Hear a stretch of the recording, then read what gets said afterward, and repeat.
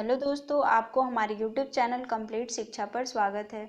दोस्तों, आप इस वीडियो को पूरा देखिएगा क्योंकि हमने यहाँ पर जनवरी के इम्पोर्टेंट क्वेश्चंस को एक जगह पर किया है और उससे रिलेटेड स्टैटिक जीके के भी बारे में डिस्कस किया है, तो इसलिए आप इस वीडियो को पूरा देखिएगा। तो चलिए हम लोग देखते हैं अपने क्वेश्चंस को। और यदि आप चाहते हैं इस वीडियो के PDF फाइल को डाउनलोड करना, तो आप हमारे टेलीग्राम चैनल से जुड़ जाइए, जिसका लिंक हमने डिस्क्रिप्शन में दे दिया है। और ऐसे ही वीडियोस को देखने के लिए आप हमारे चैनल को सब्सक्राइब कर लीजिए और बेल आइकन को भी प्रेस कर लीजिए, जिससे कि हमारे वीडियोस के सभी नोटिफिकेशन आपको मिल सके। तो चलिए हम अपने क्वेश्चंस को देखते हैं। हमारा यहाँ पर पहला क्वेश्चन है, भारत की दूसरी प्राइवेट ट्रेन किन दो शहरों के बीच में चलाई गई? तो हम ऑप्शन देखते हैं, लखनऊ से दिल्ली, इंदौर से वाराणसी, तीसरा ऑप्शन है अहमदाबाद से मुंबई और चौथा ऑप्शन है इनमें से कोई नहीं। यहाँ आपका सही ऑप्शन हो जाएगा, सही आंसर क्या हो जाएगा? ऑप्शन नंबर सी, अहमदाबाद से मुंबई। दूसरी प्राइवेट ट्रेन आपका किसके बीच में चलाया गया है? तो अहमदाबाद से मुंबई। जैसे ही दूसरी प्राइवेट ट्रेन के बारे में बात किया गया, तो वैसे ही आपके माइंड में क्वेश्चन आना चाहिए कि पहली प्राइवेट ट्रेन किसके बीच में चलाया गया है। तो यहाँ पर पहली प्राइवेट ट्रेन किसके बीच में चलाया गया है? तो लखनऊ से दिल्ली के बीच में पहली प्राइवेट ट्रेन को चलाया गया है। और अभी फिलहाल में तीसरी प्राइवेट ट्रेन को भी स्टार्ट कर दिया गया है, जो कि किसके बीच में चलाया जा रहा है? तो इंदौर से वाराणसी के बीच में। और जो प्राइवेट ट्रेन है, इसको कौन ऑपरेट कर रहा है? तो ये IRCTC के द्वारा ऑपरेट किया जा रहा है। तो IRCTC के बारे में बात हुआ है, तो इसका फुल फॉर्म आपका हो जाता है क्या? Indian railway catering and tourism corporation. अब हम लोग इंडियन रेलवे के बारे में बात कर लेते हैं। तो देखिए, इंडियन रेलवे जो है वो एशिया का दूसरा सबसे बड़ा रेल नेटवर्क है, जिसका हेडक्वार्टर आपका कहाँ है? नई दिल्ली में है। और जिसकी स्थापना कब हुआ? 16 अप्रैल 1953 को स्थापना किया गया। वर्तमान समय में हमारे केंद्रीय रेल मंत्री कौन है? तो पीयूष गोयल जी हैं। और अध्यक्ष कौन है? तो विनोद कुमार यादव हैं। विनोद कुमार यादव का अभी ही फिलहाल में इनका कार्यकाल समाप्त हो गया था, जिनको कि फिर से पुनः नियुक्त किया गया है। दिसंबर में इनका कार्यकाल समाप्त हुआ और अभी फिर से 1 साल के लिए इनको पुनः नियुक्त किया गया है। वर्तमान समय में बात कर लें कुल रेलवे मंडल का, तो कितना है? 18 है। और यदि आपसे ये प्रश्न पूछा जाता है कि प्रथम रेलवे मंत्री हमारे कौन थे, तो ये भी हम लोग जान लेते हैं। प्रथम रेलवे मंत्री जॉन मथाई थे। और फादर ऑफ इंडियन रेलवे के नाम से किसे जाना जाता है? तो लॉर्ड डलहौजी को फादर ऑफ इंडियन रेलवे के नाम से जाना जाता है, क्योंकि पहली बार जो ट्रेन चलाया गया था वो लॉर्ड डलहौजी के ही शासनकाल में चलाया गया था। तो इस प्रश्न से हम इतना जानते हैं। बढ़ते हैं अपने अगले प्रश्न की तरफ। तो हमारा अगला क्वेश्चन है यहाँ पर, CK Naidu life time achievement पुरस्कार किसे दिया गया है? 2019 का किसे दिया गया है? तो यहाँ ऑप्शन देख लेते हैं, कृष्णमचारी श्रीकांत है, दूसरा ऑप्शन अंजुम चौधरी है, तीसरा ऑप्शन A और B दोनों है, चौथा ऑप्शन इनमें से कोई नहीं। यहाँ आपका सही ऑप्शन क्या हो जाएगा? सही आंसर हो जाएगा ऑप्शन नंबर C। 2019 का जो लाइफ टाइम अचीवमेंट पुरस्कार CK नायडू दिया गया है, वो आपका किसे दिया गया है? कृष्णमचारी श्रीकांत को और अंजुम चौधरी को। अब हम लोग जान लेते हैं कि ये कृष्णमचारी श्रीकांत और अंजुम चौधरी कौन है। तो कृष्णमचारी श्रीकांत जो हैं वो आपके भारतीय क्रिकेट टीम के पूर्व कप्तान रहे हैं, जिन्होंने कि 1983 में जो विश्व कप भारत जीता था, उसमें भी ये खेले थे। उस टाइम भी ये भारतीय क्रिकेट टीम में सदस्य थे। और उनको क्या दिया गया है? 2019 का CK नायडू पुरस्कार दिया गया है। और अंजुम चौधरी के बारे में बात कर लेते हैं। तो जो अंजुम चौधरी हैं, वो भी भारतीय महिला क्रिकेट टीम की पूर्व कप्तान रही हैं। और अभी मिताली राज से पहले उनका ही बेस्ट प्लेयर में महिला क्रिकेट में नाम लिया जाता था, और अभी मिताली राज हैं। तो हम लोग बात यहाँ कर रहे थे CK Naidu life time achievement पुरस्कार के बारे में। तो देखिए, CK नायडू जो थे ये MP से रहने वाले थे, जिन्होंने कि भारतीय क्रिकेट टीम के पहले टेस्ट क्रिकेट मैच के ये क्या थे? कप्तान थे। याद रखिएगा, भारतीय क्रिकेट टीम के पहले टेस्ट क्रिकेट मैच के कप्तान कौन थे? CK नायडू, जिनके उपलक्ष्य में ही, जिनके नाम पर कौन सा अवार्ड दिया जाता है? CK Naidu life time achievement award दिया जाता है। और इस बार का कृष्णमचारी श्रीकांत और अंजुम चौधरी को दिया गया। और ये किसके द्वारा दिया जाता है? तो BCCI के द्वारा दिया जाता है। तो हम लोग यहाँ पर देख लेते हैं, BCCI के बारे में जान लेते हैं। देखिए, ये हैं आपके कृष्णम श्रीकांत और ये अंजुम चौधरी हैं। तो हम BCCI के बारे में जान लेते हैं। तो यहाँ BCCI का आपका फुल फॉर्म क्या हो जाएगा? Board of control for cricket in India, जिसकी स्थापना आपका कब हुआ था? दिसंबर 1928 में किसका स्थापना किया गया? BCCI का स्थापना किया गया, जिसका हेडक्वार्टर आपका कहाँ है? मुंबई में है हेडक्वार्टर। और BCCI के जो वर्तमान समय में अध्यक्ष हैं वो कौन है? सौरव गांगुली हैं। और इसके अभी सचिव कौन बन गए हैं? जय शाह, जो हमारे की ये गृह मंत्री के जो बेटे हैं, अमित शाह जी के बेटे जय शाह। तो अभी इनको क्या बनाया गया है, बीसीसीआई बोर्ड का सचिव बनाया गया है और अध्यक्ष हैं कौन, सौरभ गांगुली। तो इस प्रश्न से हम इतना ही, बढ़ते हैं अगले प्रश्न की तरफ। तो हमारा यहाँ पर अगला प्रश्न है कि 107वां भारतीय विज्ञान कांग्रेस का आयोजन कहाँ किया गया है। 107वां जो भारतीय विज्ञान कांग्रेस हुआ वो कहाँ पर किया गया है। तो ऑप्शन देख लेते हैं, कर्नाटक, दूसरा ऑप्शन कोलकाता, तीसरा ऑप्शन तमिलनाडु, चौथा ऑप्शन गुजरात। तो यहाँ हमारा सही आंसर क्या हो जाएगा, ऑप्शन नंबर ए, कर्नाटक में। अब देखिए, भारतीय विज्ञान कांग्रेस का बात किया गया है तो हम लोग भारतीय विज्ञान कांग्रेस के बारे में जानेंगे कि ये क्या होता है और इसका थीम क्या रहा है। तो हम लोग जान लेते हैं कि इसका अभी इस बार का जो मुख्य उद्देश्य रहा है, भारत में कृषि को बढ़ावा देना। और जो कर्नाटक में ये आयोजित किया गया है तो ये तीसरी बार आयोजित किया गया है। कर्नाटक के कहाँ पर आयोजित किया गया, बेंगलुरु में यह आयोजित किया गया है। और यह तीसरी बार भारतीय विज्ञान कांग्रेस जो है वो बेंगलुरु में आयोजित किया जा रहा है, 2019 में किया गया। और पहली बार कब किया गया था इसको बेंगलुरु में, तो 1987 में किया गया था और दूसरा बार 2002 में किया गया था। और ये जो भारतीय विज्ञान कांग्रेस है इसको कब से स्टार्ट किया गया, तो वो आपका 1914 से स्टार्ट किया गया। और पहली बार कहाँ पर किया गया था ये, तो कोलकाता में किया गया था। हम लोग इसके थीम के बारे में जान लेते हैं। देखिए, 107वां का थीम क्या रहा है आपका, science and technology rural development, मतलब विज्ञान और प्रौद्योगिकी ग्रामीण विकास। तो इस प्रश्न से इतना ही, हम बढ़ते हैं अगले प्रश्न की तरफ। और 106 के बारे में भी जान लीजिए कि जो 106वां इंडियन साइंस कांग्रेस हुआ था, भारतीय विज्ञान कांग्रेस, वो आपका पंजाब में आयोजित किया गया था। और इस बार कहाँ किया गया, बैंगलोर में आयोजित किया गया है, जिसका थीम रहा science and technology rural development. तो हम बढ़ते हैं अगले प्रश्न की तरफ। तो हमारा अगला क्वेश्चन यहाँ पर है कि प्रगति मैदान मेट्रो स्टेशन का नाम बदलकर क्या कर दिया गया है। देखिए, अभी नाम बदलने का प्रचलन ही चल रहा है, सबका नाम बदल रहा है, तो हमें तो याद रखना ही पड़ेगा ये किसका नाम क्या हुआ। तो ऑप्शन देख लेते हैं यहाँ पर हम अपना। पहला ऑप्शन है सुप्रीम कोर्ट मेट्रो स्टेशन, दूसरा ऑप्शन है प्रयागराज मेट्रो स्टेशन, तीसरा ऑप्शन है ए और बी, और चौथा ऑप्शन है आपका इनमें से कोई नहीं। तो यहाँ सही आंसर क्या हो जाएगा, option number A, supreme court metro station. देखिए, प्रगति मेट्रो स्टेशन का नाम बदल करके क्या कर दिया गया है, सुप्रीम कोर्ट मेट्रो स्टेशन। अब हम लोग देख लेते हैं जो अभी फिलहाल में ही जिसका नाम बदला गया है, जैसे कि फैज़ाबाद का नाम बदल के क्या कर दिया गया, अयोध्या कर दिया गया। इलाहाबाद का नाम बदल करके क्या कर दिया गया, प्रयागराज जंक्शन कर दिया गया।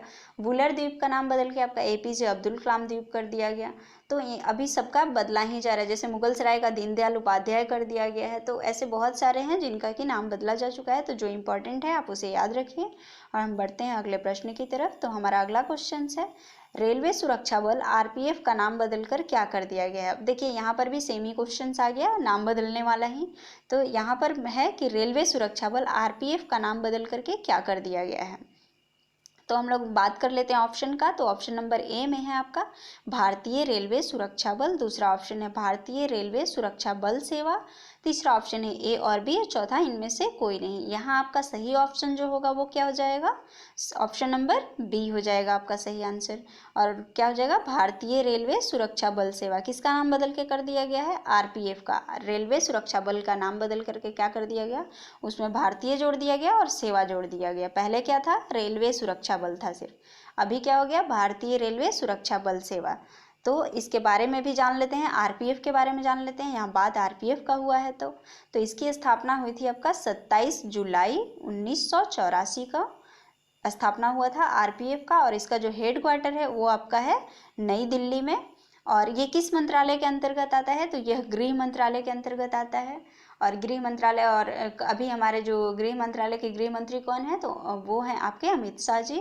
और आदर्श वाक्य क्या है इसका, आरपीएफ का भी आदर्श वाक्य क्या है, तो वो आपका है सेवा और निष्ठा। तो इस प्रश्न से इतना ही, हम बढ़ते हैं अगले प्रश्न की तरफ। हमारा यहाँ पर अगला क्वेश्चन हो जाता है आपका, किस राज्य में 2020 से महीने के पहले दिन को नो व्हीकल डे के रूप में मनाया जाने लगा है।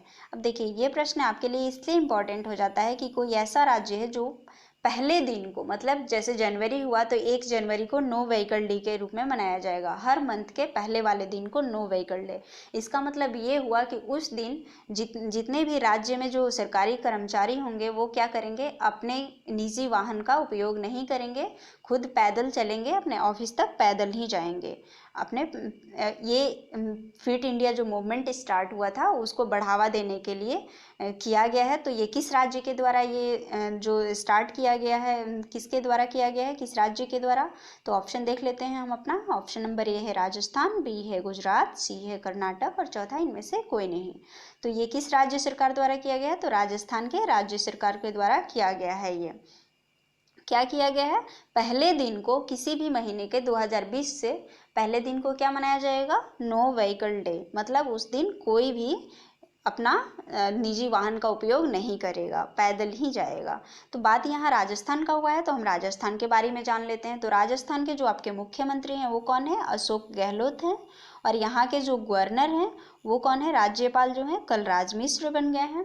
और हम यहाँ के कुछ जो नेशनल पार्क है, इंपॉर्टेंट नेशनल पार्क, उसके बारे में बात कर लेते हैं। तो यहाँ पर जो इंपॉर्टेंट नेशनल पार्क है आपका रणथंभौर नेशनल पार्क है, केवलादेव नेशनल पार्क है, सरिस्का टाइगर रिजर्व है, माउंट आबू जो वन्य जीव अभ्यारण्य है, दराह नेशनल पार्क है और ताल छापर नेशनल पार्क है। ये जो कुछ नेशनल पार्क हैं जो कि इंपॉर्टेंट है आपके एग्जाम के पॉइंट ऑफ व्यू से, तो इसलिए आप इन सबको भी याद रखेंगे। रणथंभौर और सरिस्का और केवलादेव ये तो मोस्ट इंपॉर्टेंट हैं। तो चलिए हम देखते हैं अगले प्रश्न की तरफ। तो हमारा यहाँ पर अगला क्वेश्चन हो जाता है कि भारत सरकार किस देश में स्थित वटिकलोवा हवाई अड्डे को विकसित करेगा? देखिए ये भारत सरकार जो है वो किसी देश में, जो हमारे पड़ोसी देश ही हैं, वो वहाँ पर क्या बना रही है? वटिकलोवा नाम से एक हवाई अड्डा को बना रही है। तो वो किस देश में बना रही है? तो ऑप्शन देखते हैं। श्रीलंका है पहला ऑप्शन, दूसरा ऑप्शन है नेपाल, तीसरा ऑप्शन बांग्लादेश, चौथा ऑप्शन है इनमें से कोई नहीं। तो यहाँ आपका सही आंसर क्या हो जाएगा? Option number A Sri Lanka. Sri Lanka में भारत सरकार के द्वारा एक हवाई अड्डा बनाया जा रहा है जिसका नाम क्या है? वटिकलोवा। और इससे पहले एक और भी भारत सरकार के द्वारा वहाँ पर विकसित किया गया है हवाई अड्डा जिसका नाम क्या है? जाफना हवाई अड्डा। अब बात श्रीलंका का हुआ है तो हम श्रीलंका के बारे में जानते हैं। तो देखिए यहाँ पर श्रीलंका का जो पुराना नाम था वो क्या था? सिलोन है। श्रीलंका का पुराना नाम क्या था? सिलोन था। और यहाँ की राजधानी जो है, यहाँ पर दो राजधानी है, एक है कोलंबो और दूसरा है क्या? श्री जयवर्धनपुरा कोट्ट, जो कि यहाँ पर है। देखिए आप यहाँ पर देख सकते हैं श्रीलंका की राजधानी है। और श्रीलंका और भारत के बीच में एक जलडमरू मध्य है जिसको स्ट्रेट बोलते हैं, पाक स्ट्रेट, जिसका नाम है पाक जलडमरू मध्य भी आप बोलते हैं हिंदी में। और यहाँ के जो प्रधानमंत्री बन गए हैं वो कौन बने हैं? अभी फिलहाल में ही बने हैं, वो हैं महेंद्र राजपक्षे। और यहाँ के जो राष्ट्रपति हैं महेंद्र राजपक्षे के ही भाई कौन बन गए? गीतावया राजपक्षे। तो इस प्रश्न से इतना ही। हम बढ़ते हैं अगले क्वेश्चन की तरफ। तो हमारे यहाँ पर अगला क्वेश्चन है, राष्ट्रीय बाल विज्ञान कांग्रेस की 27वां संस्करण कहाँ आयोजित हुआ? कहाँ हुआ? यहाँ देखिए विज्ञान होगा। राष्ट्रीय बाल विज्ञान कांग्रेस की 27वां संस्करण कहाँ आयोजित हुआ? ऑप्शन देखिए, मुंबई है, दूसरा ऑप्शन चेन्नई है, तीसरा ऑप्शन नई दिल्ली है और चौथा ऑप्शन तिरुवनंतपुरम है। तो यहाँ आपका सही आंसर क्या हो जाएगा? Option number D, Thiruvananthapuram. देखिए पहले क्वेश्चंस में हम पीछे बात कर चुके हैं। राष्ट्रीय बाल विकास कांग्रेस का हम यहाँ पर बात कर रहे हैं और एक और कांग्रेस के विज्ञान कांग्रेस के बारे में, राष्ट्रीय विज्ञान कांग्रेस के बारे में हम लोग बात किए हैं। तो यहाँ हम लोग बात करेंगे राष्ट्रीय बाल विज्ञान कांग्रेस के बारे में, जिसको कि आपको ध्यान में रखना है। तो इसकी जो स्थापना हुई थी, ये कब से मनाया जाने लगा? तो ये आपका 1993 से आयोजित किया जाने लगा और यह भारत सरकार के विज्ञान तकनीकी विभाग के अंतर्गत, जो भारतीय विज्ञान तकनीक व संचार परिषद है उसके अंतर्गत में ये आता है, जिसके द्वारा कि मनाया जाता है। और ये 27वां संस्करण जो कि कहाँ मनाया जा रहा है? तिरुवनंतपुरम, केरल के तिरुवनंतपुरम में मनाया जा रहा है, जिसका इस बार का थीम क्या रहा है? तो थीम रहा है एक स्वच्छ, हरा भरा और स्वच्छ राष्ट्र के लिए विज्ञान, प्रौद्योगिकी और नव परिवर्तन। इसको इंग्लिश में आप बोलेंगे science, technology and innovation for clean, green and healthy nation. क्या बोलेंगे? इसका थीम क्या रहा है इस बार? Science, technology and innovation for a clean, green and healthy nation. तो इस प्रश्न से इतना ही। हम बढ़ते हैं अगले प्रश्न की तरफ। तो हमारा यहाँ अगला क्वेश्चन है, the renaissance man, the many facts of Arun Jaitley नामक किताब जो है किसने लिखी है? क्या नाम है बुक का? The renaissance man the many facts of Arun Jaitley. ये पुस्तक का नाम है, ये बुक का नेम है, तो इसलिए आपके लिए इम्पोर्टेंट हो जाता है। और वो भी एक अच्छे हस्ती के बारे में लिखा गया है, तो इसलिए ये ज़्यादा इम्पोर्टेंट हो जाता है। तो किसके बारे में है? अरुण जेटली जी के बारे में लिखा गया है। तो पूछा है आपसे कि इसके लेखक कौन हैं। तो लेखक जो है किसने लिखा है इस बुक को? तो ऑप्शन देख लेते हैं, दीपा वेंकट, मुप्पावरपु हर्षवर्धन। तीसरा ऑप्शन है आपका एम वेंकैया नायडू जो हमारे उपराष्ट्रपति जी हैं। और चौथा ऑप्शन ए एंड बी। तो यहाँ आपका सही आंसर हो जाएगा ऑप्शन नंबर डी, ए और बी। मतलब दीपा वेंकट और मुप्पावरपु हर्षवर्धन के द्वारा ये लिखा गया है, जो कि अरुण जेटली जी के जीवन के बारे में पूरा लिखा हुआ है। और इसको जो लॉन्च किया गया, इस बुक को जो प्रकाशित किए हैं, लॉन्च किए हैं, वो कौन है? तो हमारे उपराष्ट्रपति एम वेंकैया नायडू जी के द्वारा ये लॉन्च किया गया है। तो हम लोग बात यहाँ पर कर रहे हैं अरुण जेटली जी के बारे में। तो वो कौन थे? तो वो हमारे, देखिए ये हैं जिनका बुक का नाम आपने पहले ही देखा, the renaissance man the many facts of Arun Jaitley, जिसको किसने लिखा है? कि दीपा वेंकट और मुप्पावरपु हर्षवर्धन के द्वारा लिखा गया है। और ये कौन थे? ये भाजपा नेता और हमारे पूर्व वित्त मंत्री रह चुके हैं, जिनका कि अब निधन हो चुका है। तो हम अगले क्वेश्चंस को देखते हैं। तो हमारा यहाँ अगला क्वेश्चन है, किसने दृष्टिबाधितों के लिए मनी एप्लीकेशन लॉन्च किया है? तो ऑप्शन देख लेते हैं, एसबीआई, आरबीआई, एचडीएफसी और चौथा ऑप्शन पीएनबी। तो यहाँ ऑप्शन नंबर बी आपका सही हो जाएगा, क्या? आरबीआई हो जाएगा। तो यहाँ देखिए, किसने दृष्टिबाधितों के लिए मनी एप्लीकेशन, अब मनी एप्लीकेशन का भी फुल फॉर्म है यहाँ पर। मनी का फुल फॉर्म क्या है? तो ये है आपका mobile aided note identifier application. क्या है? Mobile aided note identifier application. इसका है मोबाइल एडेड नोट आइडेंटिफायर। और ये एप्लीकेशन तो है ही। तो वो आरबीआई के द्वारा क्या किया गया है? दृष्टिबाधित जो लोग देख नहीं सकते हैं, वो भी इसके द्वारा नोटों की पहचान कर पाएंगे। किस एप्लीकेशन के द्वारा? मनी एप्लीकेशन के द्वारा। तो बात यहाँ आरबीआई का हुआ है, तो हम आरबीआई के बारे में जान लेते हैं। तो देखिए यहाँ पर आरबीआई के बारे में, आरबीआई का फुल फॉर्म आपका हो जाएगा रिजर्व बैंक ऑफ इंडिया। और इसकी स्थापना कब की गई थी? तो 1 अप्रैल 1935 को इसका स्थापना किया गया था। और कहाँ पर किया गया था? कोलकाता में किया गया था। अभी इसका वर्तमान समय में हेडक्वार्टर कहाँ है? तो इसका हेडक्वार्टर है आपका मुंबई में, इसका हेडक्वार्टर है। और इसके वर्तमान समय के गवर्नर की बात कर लें तो इसके 25वें नंबर के गवर्नर कौन है? शक्तिकांत दास हैं। और इसके प्रथम गवर्नर कौन थे? तो वो थे आपका ऑसबोर्न स्मिथ। और आपसे पूछा जाए कि यदि भारतीय रिजर्व बैंक ऑफ इंडिया के पहले भारतीय गवर्नर कौन रहे हैं? तो वो हैं सीडी देशमुख। तो देखिए यहाँ पर रिजर्व बैंक जो है, आरबीआई जो है, यह एक भारत का मात्र केंद्रीय बैंक है। और यहाँ पर आप ऐसे भी याद रख सकते हैं गवर्नर के बारे में कि पहला जो गवर्नर का बात किया गया है ऑसबोर्न स्मिथ, और दूसरा जो है भारतीय गवर्नर के बारे में सीडी देशमुख। ये दोनों ही एक दूसरे से मतलब कि मिले हैं, तो याद रखने में थोड़ा कन्फ्यूजन होगा। इसके लिए आप ABCD वाले ट्रिक से याद रखते हैं। जैसे ए स्टार्टिंग में होता है लेटर, तो उससे आप ऑसबोर्न स्मिथ याद कर सकते हैं। और सीडी देशमुख तो हैं ही, जो कि भारतीय गवर्नर रहे हैं, आरबीआई के पहले भारतीय गवर्नर। और ये जो थे वो कौन थे? तो ये ब्रिटिश गवर्नर थे। तो आज के लिए बस इतना ही इस वीडियोज़ में। तो यदि आपको हमारी मेहनत अच्छी लगती है तो आप हमारे वीडियोज़ को पूरा देखें और सब्सक्राइब कर लें हमारे चैनल को, ऐसे ही डेली इस वीडियो को देखने के लिए। Thank you.